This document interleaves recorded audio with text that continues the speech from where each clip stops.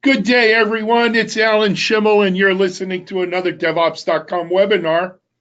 Today's webinar is sponsored by our friends at Veracode CA Technologies, and it's not all flaws are created equal. What's the difference between a flaw, a vulnerability, and an exploit? Before we get started and jump in here, though, just quickly, for those who are not familiar with our GoToWebinar control panel, we have set aside time for questions at the end of today's webinar. We take questions in written form. You can't shout them out. But the good news is if you go in your control panel, which for most of you is in the upper right-hand corner, you will see a section marked questions. And if you click the little arrow to make it downward facing, or caret as some call it, you can see you can type your question in there. What's great about this is you don't have to remember your question for the end if you have a question on something that we discussed early on. In addition to that, we have a record of these questions.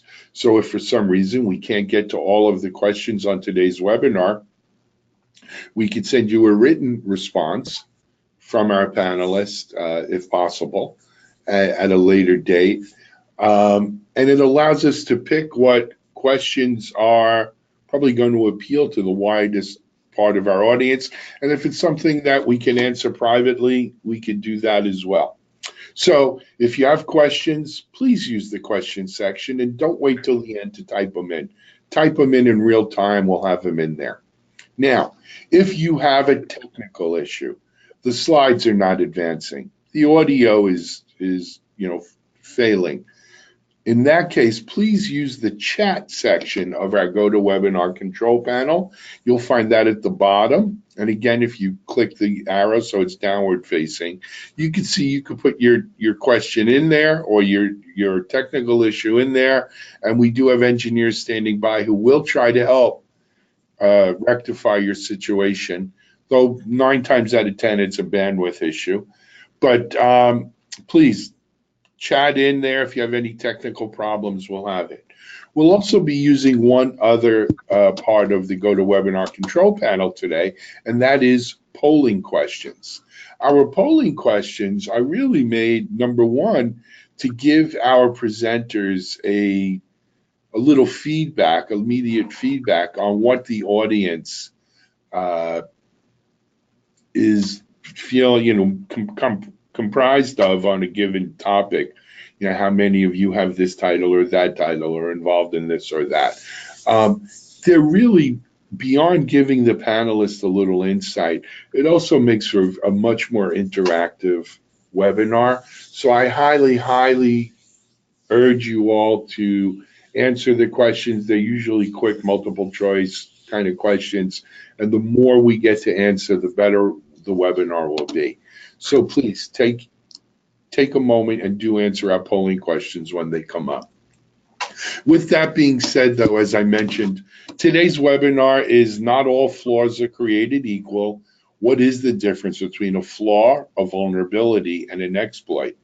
Our presenter today is Jim Jastrzebski, sort of like Carl Jastrzebski, CA Veracode Application Security Consultant. Jim, welcome to DevOps.com webinars. Thank you very much. Thank you for having me. All right, we're going to let you take it away here. All right, excellent. So again, thank you for having me. The reason that we wanted to bring this topic up for discussion today is that it is very important for us in the security field to be able to communicate effectively with developers, with the security authorities within their organizations, and across the industry overall. And one of the big challenges we run into right early on in the conversation is the fact that the technology field is just so rife with overloaded terminology. We use the same words to mean different things, and that leads us to a lot of challenges as we continue the dialogue around security. So getting clarity and getting fluency and getting the semantics right of the words we use to describe the challenges that we face, I think is paramount to having a productive, effective conversation and therefore effective action based on any sort of security assessment. So I wanted to start with a little bit of a glossary of terms and to differentiate between the concepts of a flaw, a vulnerability, and an exploit. And we see these words used interchangeably in the press and in just casual conversation within development teams, but they mean very specifically different things. And so aligning around those meanings will help to make sure that the conversations we have going forward are clear and effective. So a flaw is a technical defect in the implementation of an application. It is the choice of using one method versus another method. It's the sort of thing that makes the difference between taking a different branch in a piece of logic. It's potentially the omission of some action being taken to ensure that subsequent actions can be performed error-free. It's potentially going to lead to a security problem, but not necessarily. So it's sort of a latent flaw or a latent defect that then manifests into something that we would call a vulnerability. A vulnerability, on the other hand, is an exploitable condition. It is something which at runtime can be provoked with a piece of stimulus, with a piece of data that's fashioned in a particular way. It can and will result in a behavior that is undesirable by the application. So you can think of a vulnerability as a flaw that is realized into being during the runtime of the application. A flaw exists independent of the application being in runtime. It's simply in the code. And then going a step forward, an exploit is the action of taking advantage of a vulnerability in order to compromise the security of the application or derive some gain or benefit from circumventing the security of the application. So an exploit is a vulnerability weaponized for a purpose. It could be a sequence of steps that an attacker manually takes. It could be an automated script that leverages a vulnerability into something that's advantageous to the attacker. It could be an external tool that specifically interacts with an application in a particular way. For those of you who are familiar with the Metasploit framework, that is a framework, a collection of toolkits of exploits that take advantage of vulnerabilities in order to leverage flaws in implementation for an advantage, either for testing or for some sort of nefarious action. Hopefully all of that makes sense, but there are implications to these words, so maybe connecting them to some real-world examples, and by real-world I mean not in the technology space, might be helpful to sort of cement the understanding. I tend to think in a lot of comparisons to quote-unquote the real world, and that helps me to make sure that I'm really comfortable with the potentially slippery topics of application security. So one real-world example for a flaw would be to think of it as a genetic defect in the DNA of the application. So one example here might be having an allergy. There are genetic reasons for why people have allergies, to bee stings, to peanuts, to what have you. And so this underlying genetic defect that makes you prone to having an allergic response to a bee sting or to a peanut is the flaw in the genetic code of the individual. The vulnerability is when the action that provokes the allergy actually happens. You get stung by a bee, you eat a candy bar containing peanuts, and you have an immune response. You go into anaphylactic shock, you need to go to the ER. That is the vulnerability being realized.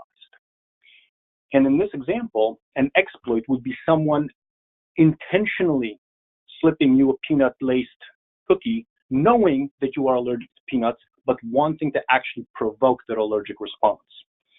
So that's one way of looking at the difference between a flaw, the underlying defect that is the root cause of the problem, the vulnerability, the manifestation of that defect in practice, and the exploit, the nefarious intent of provoking that response, knowing that the defect is there or relying on that defect to be there. Another real-world example would be when building a home or adding an additional outlet, using an incorrect type of wire. We have certain building codes that define what kinds of wires need to be used for conducting electricity in a residence or in a municipal area. And we need to use the correct gauge, we need to use the correct insulation. All of this is to prevent the electricity that will be flowing through those wires from shorting and causing a fire. So a flaw or the defect or the deviation from the building code would be to use an incorrect wire. If I used speaker wire to wire my house would go up in flames. The vulnerability in that situation is actually running electricity through that inappropriate wire, causing it to short, causing it to heat, causing it to ignite the insulation in my walls. And an exploit would be to deliberately run heavy load through that wire specifically to cause that house fire for insurance fraud purposes or just to annoy the homeowner.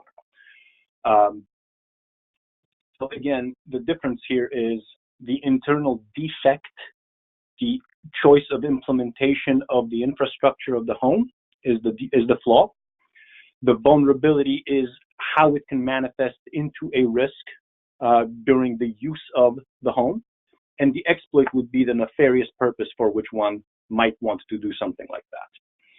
Hopefully that makes a couple of, that makes sense and it connects to the terminology and allows for better communication.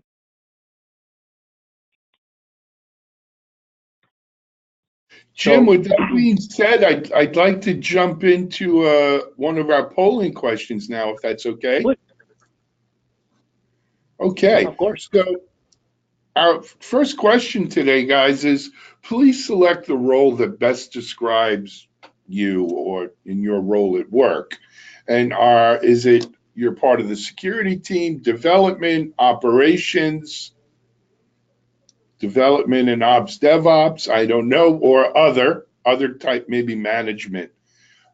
Please answer, and I realize, with only 4, you may not fit into one of these buckets. And I guess other would be the way to go there. But if you can take your time, and we'll close voting in 5, 4, 3, 2, 1. Got a lot of people voted. Results are, wow. Couldn't get it any better than that, huh, Jim? 25%, 25%, 25%, and 25%. Outstanding. I would call that evenly split. Okay, back to you, Jim, if you can pop up. Okay. Great, perfect. So, given those 2 real-world examples in the terminology, just consider how you would prefer to learn that there is risk in your software. So, looking at the scenario of a potential house fire due to bad wiring, or looking at the scenario of waking up in the emergency room because you left the house without your EpiPen and got stung by a bee. How would you like to find out that you're allergic to bee stings? How would you prefer to find out that your house is not wired in a way that is safe, that allows you to sleep at night? Would it be after the fire? Would it be in the emergency room?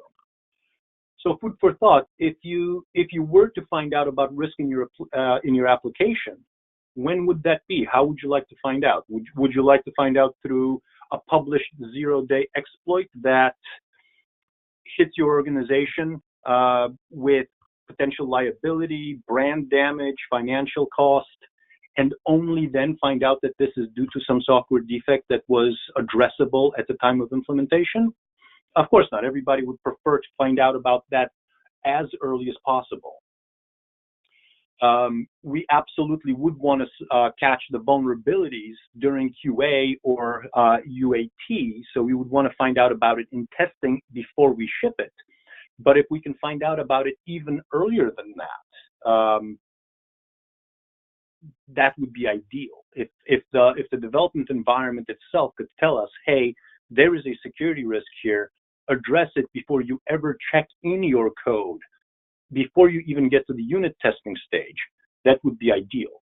If writing a white paper, would I prefer to find out about logic and grammar and spelling issues at the point of peer review, or would I prefer just to have syntax highlighting show me that I've got a typo?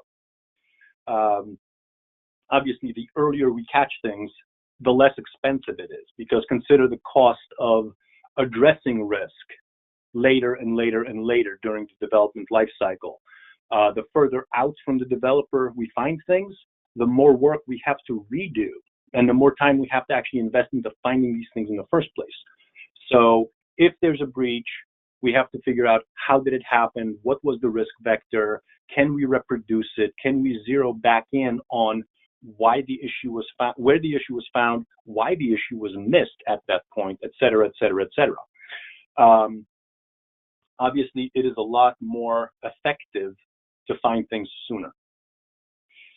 So let's talk a little bit about when flaws can be found and how they can be found. So there's a couple of different methodologies, a couple of different approaches to analyzing risk and seeking risk in applications.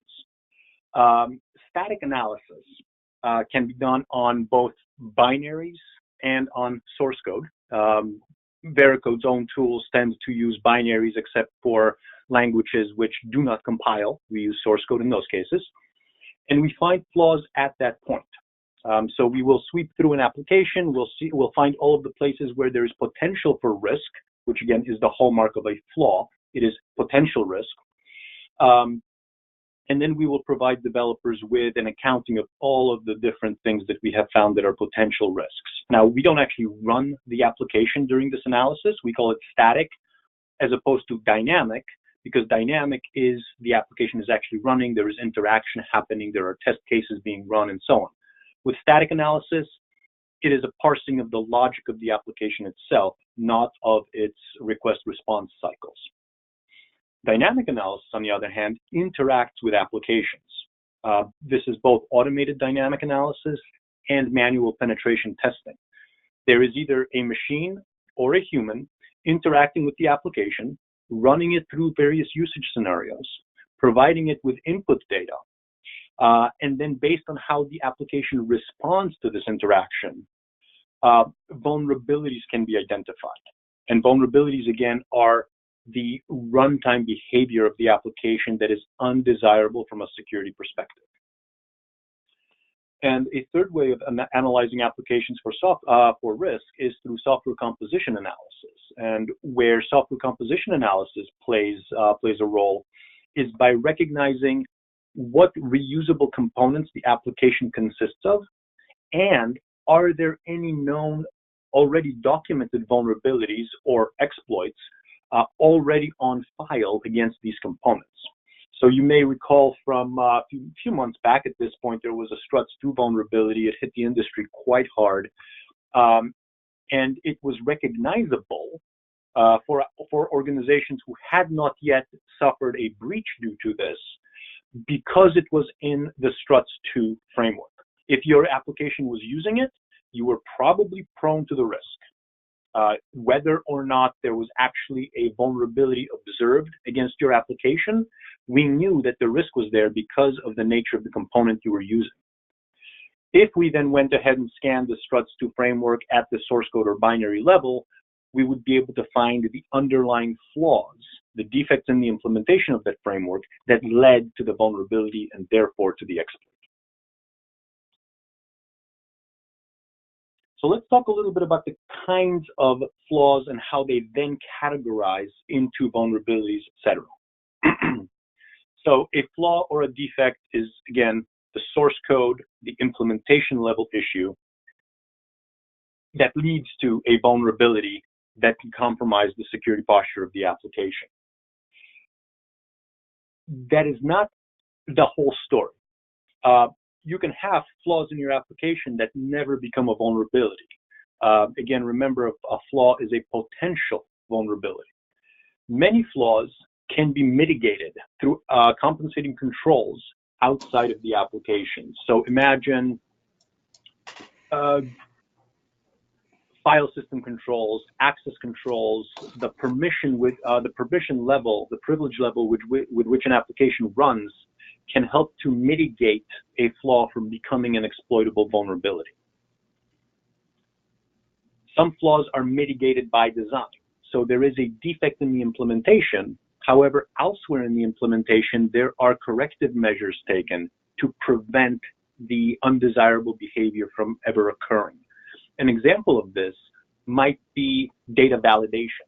So input comes into the application. If unchecked, if the data goes on to being used, it could result in a SQL injection. But if we intercept that data, parse it, sanitize it, cleanse it prior to use, then the actual flaw is guaranteed to be given clean data.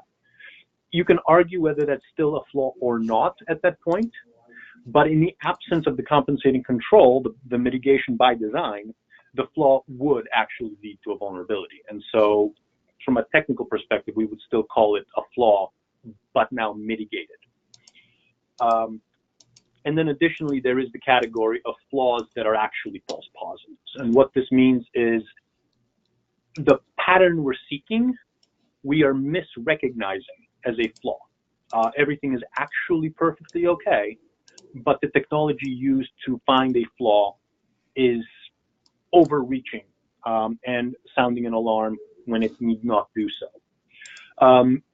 There's a bit of a philosophical difference here across the industry about what false positives, about the value of false positives. Are they a waste of time, or are they sort of the canary in the coal mine that says, hey, if we're starting to see triggers here, maybe we can tighten up the implementation so that it's not ambiguous, make the implementation less ambiguous.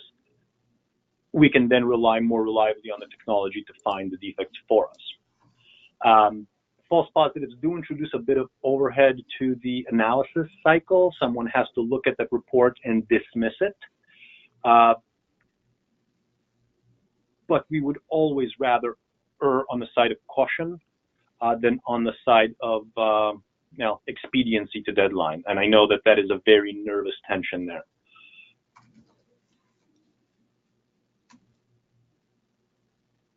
Okay.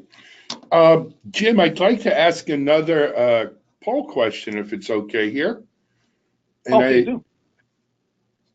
I actually wanted to get it before, but I didn't sense a break. I apologize. But guys and ladies, men and women out in the audience, in terms in your organization, which terms do you often use to describe elements of software security within your organization? So flaws are flaws, vulnerabilities are vulnerabilities, exploits are exploits. So in other words, we note the difference here.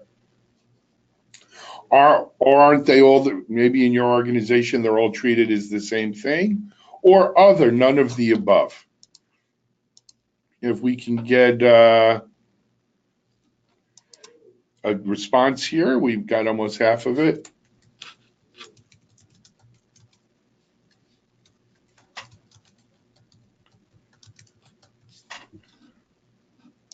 Okay, and we'll shut voting down in 5, 4, 3, 2, 1. And survey says, okay.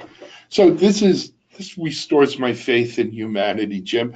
Overwhelming majority, 70% of say in their organizations, there's actually a difference between flaws, vulnerabilities, and exploits.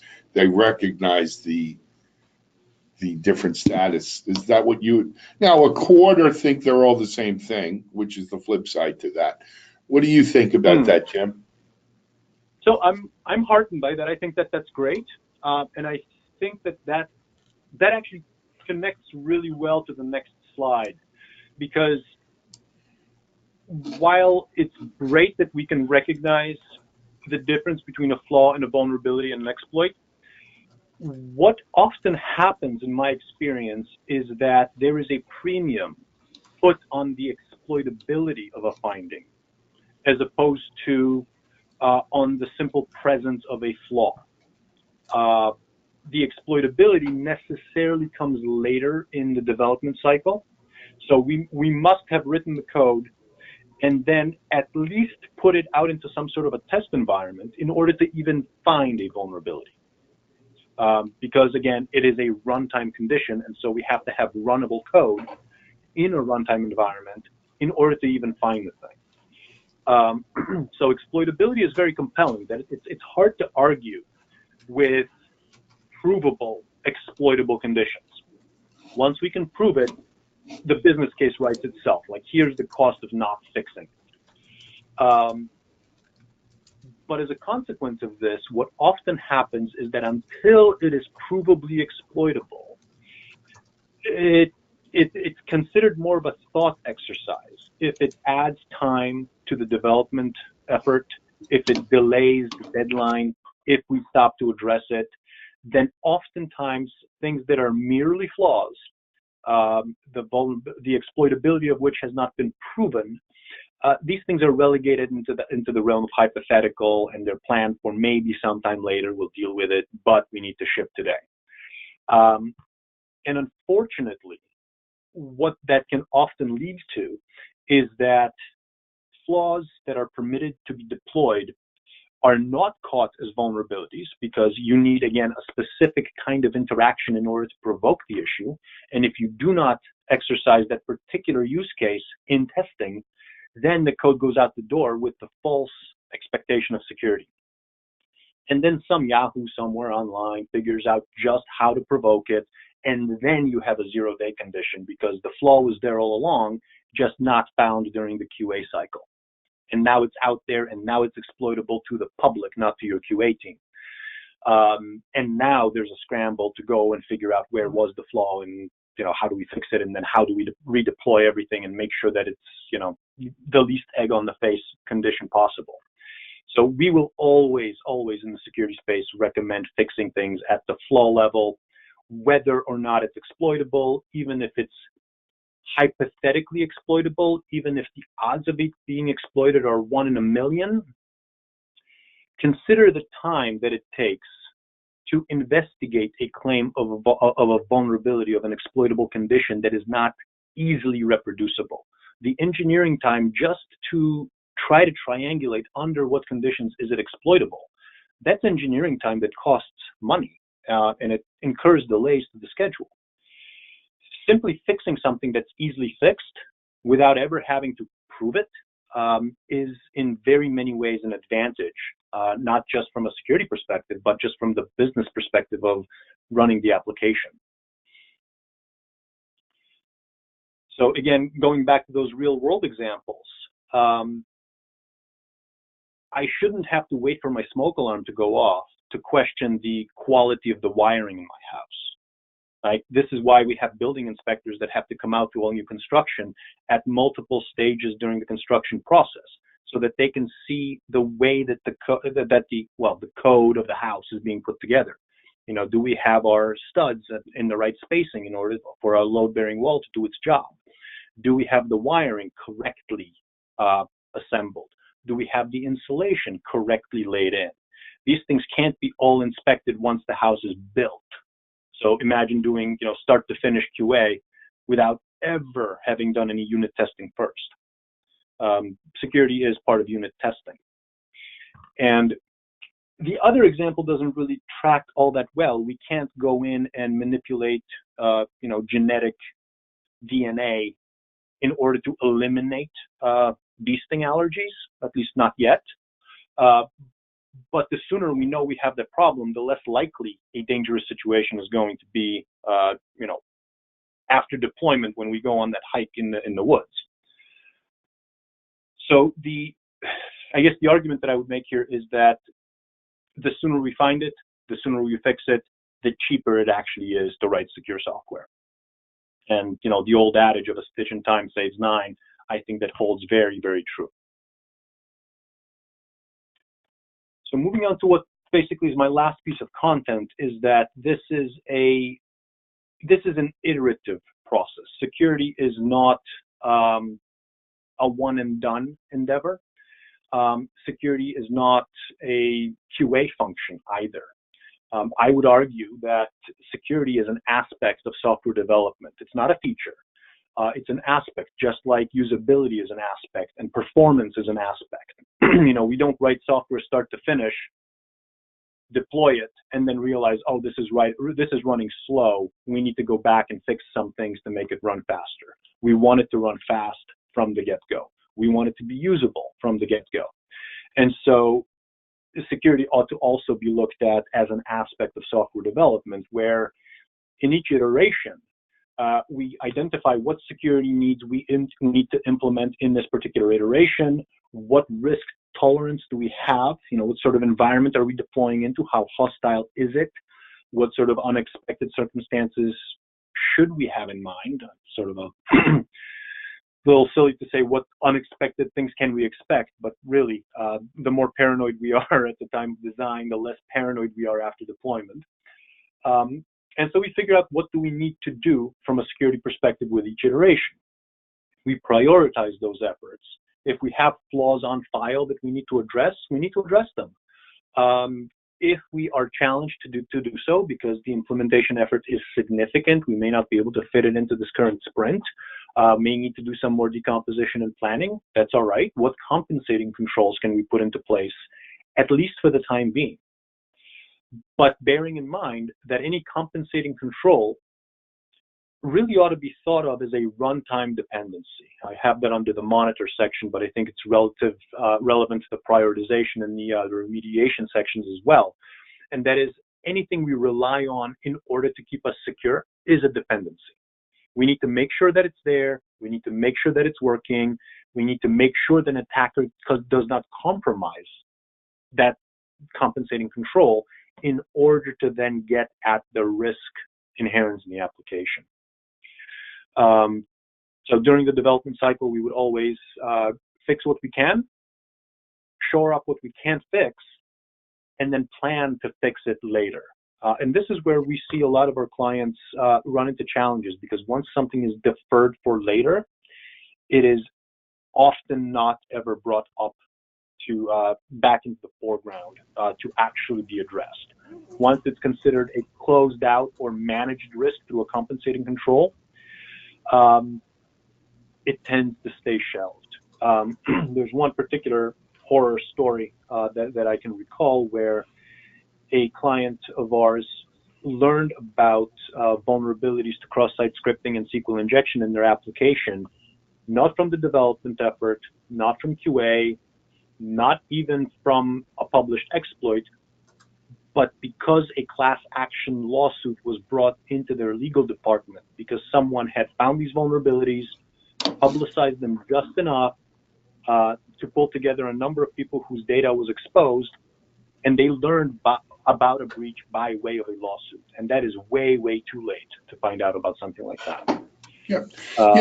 Jim, Alan, I'm just going to butt in if you don't mind. So one of the things, I mean, I'm involved obviously in a lot of what we're doing with DevSecOps. We work with Veracode on a lot of DevSecOps initiatives. One of the reoccurring things, Jim, that I'm hearing from people in the field is that we need to think of development security in a way that security becomes synonymous with quality, right? You wouldn't want to release shoddy code. Well, that goes to quality. You wouldn't want to release buggy or flawed or vulnerable code, depending on your definition here, right? But that speaks to quality as well. And if we can start thinking of security synonymously with quality, we'd all be better off in some level. What do you think about that? I absolutely think so. I completely agree. It's very much so. As a former developer, I know that I spent a lot of time on the code that I was writing. Worked a lot of late nights, worked the occasional weekend. I put a lot of time and effort and pride and professional investment into the product that I was creating. And if the product was not well received, then I would take that personally. That was I was exchanging, a measurable part of my life for that product to create that. And if it didn't do what it should have done, I had a sense of failure about that. And so if I write software and that software falls flat and people don't like it, people don't use it, what am I doing? And if it goes into QA and QA tears it to shreds because it's not performing well, I did not do a good job. And performing well does not just mean it runs quickly. It also means, does it do what it should? And very importantly, does it not do what it should not do? Security really lives in the space of, can the software do something it was not intended to do? And very often QA is focused on, does it do what it should? So security is very much a quality function. And I don't mean quality in the sense of QA. It is a quality function in the sense of the pride of the craftsman creating it. The work product stands on its own, does what it should, does not do what it should not. And the developer can have a lot of satisfaction over, hey, my code is robust, reliable, and secure. Got it. Excellent. I'm sorry to take you off track. Go ahead, Jim. No, not at all. I'm actually at the end of my content. I was going to pause here for questions and any discussion. Oh, fantastic then. I was right on time. All right, audience, if you have some questions, please type them in, as we said earlier, into the questions section. But let me get started with some of the ones we have in here already. So, Jim, you made reference, or you compared sort of vulnerabilities, comparing them to building codes.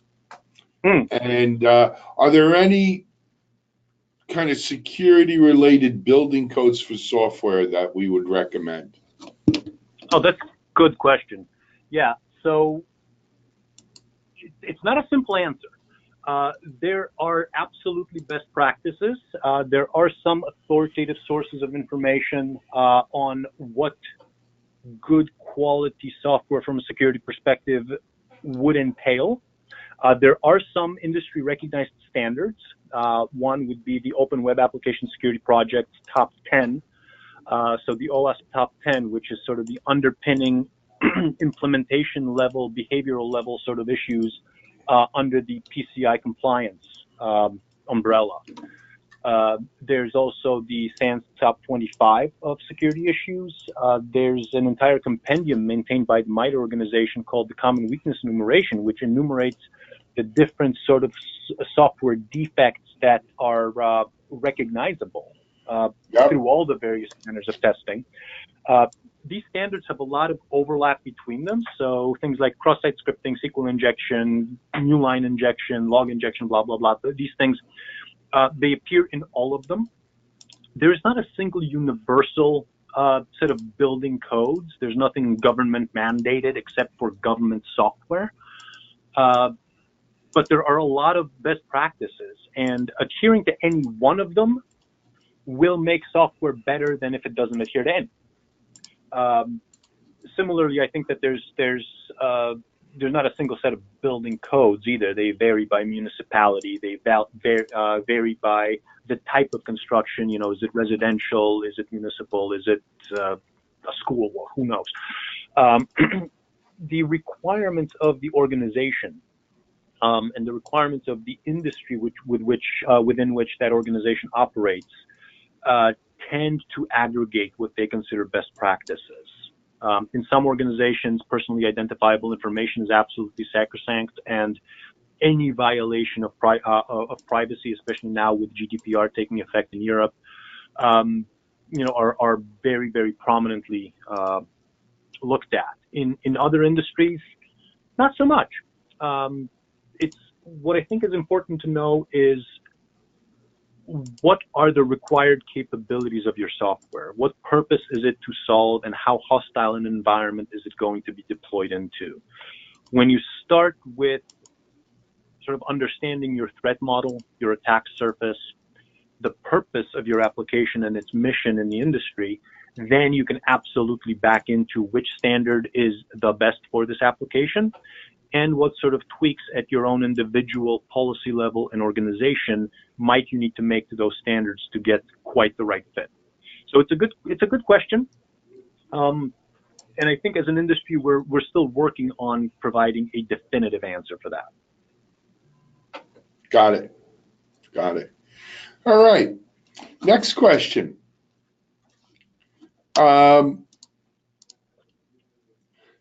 Jim, do you recommend any particular automation tool for dynamic security scanning? And I know dynamic security scanning is a hot topic, but go ahead. Absolutely. Yeah, absolutely. So as a security consultant with Veracode, we do have a solution for dynamic application security testing. And I do recommend that. I know all of the people involved in designing our product, implementing our product, testing our product. It's a market leader.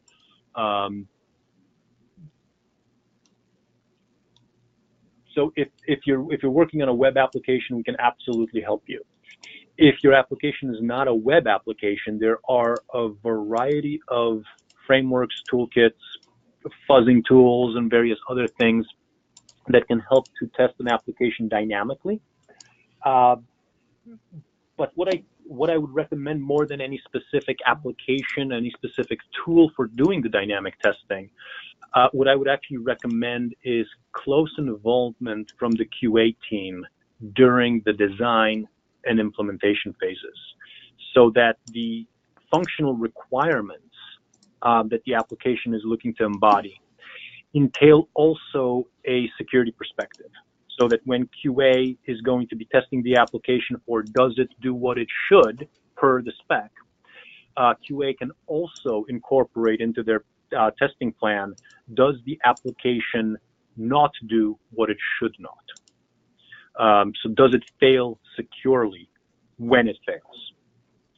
Does it expose more information than it should? You know, what is the minimum level of privilege that the application will permit? I think designing tests that stress the application from a security perspective is in a great many organizations underrepresented. Got it. Got it. All right, let's try another one if we have some, we still have time. Okay, so Jim, this question is, false positive findings are a concern. What sort of proportion of false positive to true flaws and exploitable vulnerabilities should be expected?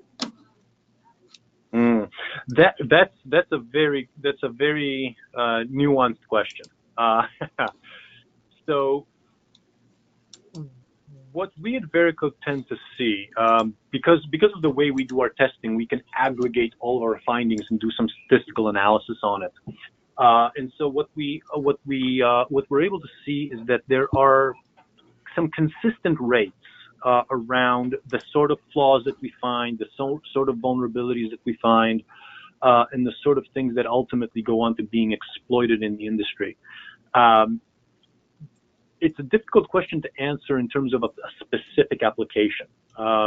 Statistically, yes, there's a picture. The insurance industry has a certain profile. The financial industry has a certain profile. There's certain things we only find in C and C++ applications and will never find in Java because the capacity for those things just doesn't exist in that language. I think what is typically seen is depending on the quality of the tool that you're using, your false positive rate may be very high, and that does create some drag on the process because someone has to vet all of these findings with a skeptical eye and see, well, which ones of these are valid and actionable. We at Veracode have gone through great pains to minimize the false positive rate. There are some flaws where we do cast the net quite wide because the risk of missing things is greater than of a false positive. But we have a very low false positive rate. I would say on the order of single percent, 4 or 5% maybe. But what that leaves is a large number of flaws that we find through static analysis may not be exploitable at all because they are compensated for either within the program or within the environment where the application is deployed to. So what I tend to find is that in an application that is just starting to be scrutinized for security, the vast majority of findings are addressable flaws in need of remediation. If they're not already vulnerabilities, it's just a matter of articulating the right test case to provoke them. As an application matures, however, what we find is that there is a shift from the remediatable flaws to the ones that are actually mitigated. And so what becomes more important is, rather than going back and fixing the flaws, because they have all already been fixed, all the fixable stuff has been addressed over a period of time, the rest of what we find tends to be in need of documentation. And this sort of harkens back to the idea that compensating controls are runtime dependencies for security. And so if they are not captured, articulated, documented, odds are they will sort of be phased out, and now the flaw becomes exploitable again because the compensating control goes away. In a mature product, so as an example, we run our own software through our own software. So we test our code using our own code. And after 12 years of development, we still find issues in our own code. And what we find is then, again, after 10, 12 years of development, roughly half of what we find is fixable, and the other half is compensated for and just needs to be documented. If we were to test a new application, we would probably find 90% fixable things. And then depending on the tool we were using, as much as 90% of what was found might actually be a false positive. And again, we've got 12 years of experience of driving down those false positive rates to be minor nuisance rather than a disincentive from testing in the first place. Okay. Excellent.